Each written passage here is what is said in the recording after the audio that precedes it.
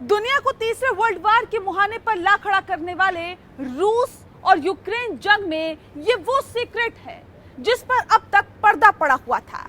एक साजिश जो रूस में टॉप लेवल पर रची गई और जिसका टारगेट एक था।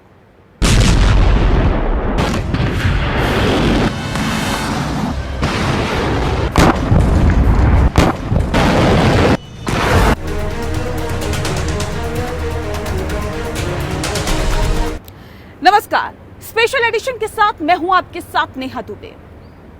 एक जंग वो है जो रूस और यूक्रेन में दुनिया के सामने लड़ी जा रही है, लेकिन एक गुमनाम युद्ध और है जो स्पेशल ऑप्स का हिस्सा है। यूक्रेन पर हमला बोलने से ठीक 2 दिन बाद रूसी राष्ट्रपति ने रशिया के स्पेशल ऑप्स एजेंसीज को एक टास्क दिया था। ये टास्क था जेलेंस्की का खात्मा।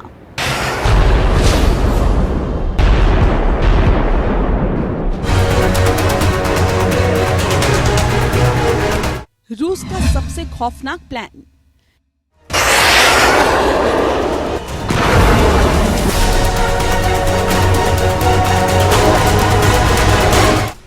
निशाने पर जेलेंस्की, क्या होगा अंजाम?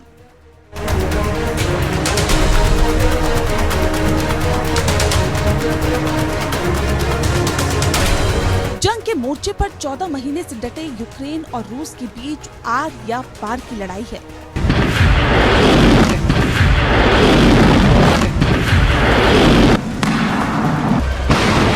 क्रेमलिन पर हालिया हमले के बाद रूस चाहता है बदला, ऐसा बदला जो दुनिया के सामने नजीर बन जाए।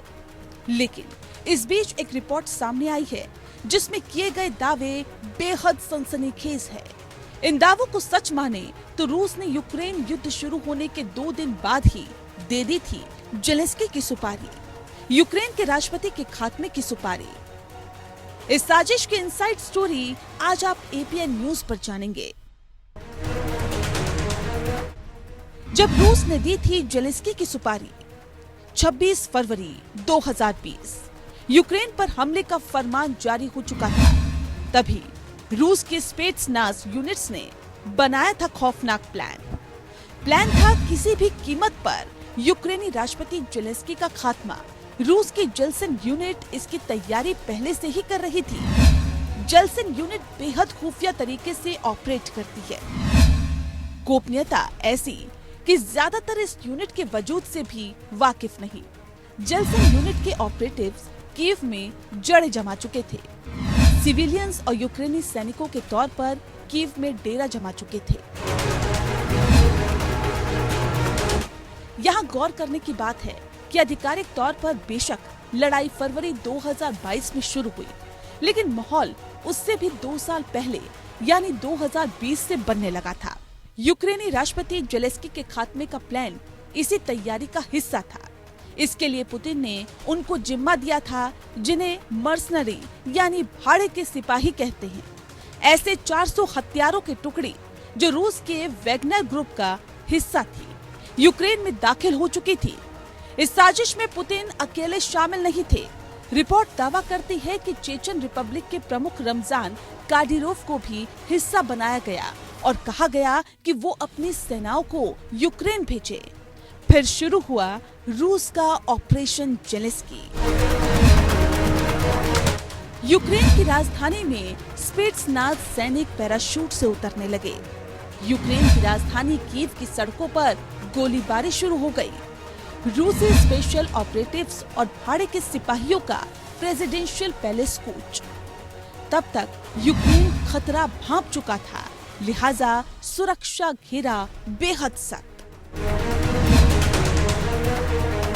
इसके बाद क्या हुआ, इसकी बहुत कम डिटेल्स दुनिया के सामने आ सकी, क्योंकि स्पेशल ऑपरेशंस की दुनिया में गोपनीयता पहली शर्त होती है। लेकिन जो जानकारी छन कर आई उसके मुताबिक यूक्रेन की अपने स्पेशल ऑपरेशंस फोर्स यानी एसओएफ ने मोर्चा संभाल लिया और रूसी काफिले जिसमें चेचन लड़ाके और रूसी नेशनल गार्ड्स के जवान शामिल थे उन्हें ढेर कर दिया। खबर ये भी आई कि रूसी यूनिट के कमांडर जनरल मागोमेड तुशाये भी मारे जाने वालों में शामिल थे। फाइनली यूक्रेन के सैनिकों ने रूसी सेना को पीछे हटने के लिए मजबूर कर दिया। ये सारी कहानी यूक्रेन पर रूस के वास्तविक आक्रमण यानी फरवरी 2022 से 2 साल पहले रची गई थी। हालात ऐसे हो गए थे कि जेलेंस्की को परिवार समेत कीव छोड़ने की नौबत आ गई थी, लेकिन वो डटे रहे। लेकिन उस दौर ने दुनिया को ये भी जता दिया कि रूस और यूक्रेन की स्पेशल ऑप्स यूनिट कितनी घातक है और कैसे काम करती है। स्पेशल एडिशन में आप आगे यही देखेंगे कि यूक्रेन और रूस के पास कितनी यूनिट्स हैं जो स्पेशल ऑप्स में लगी हुई है। आप बने रहिए हमारे साथ।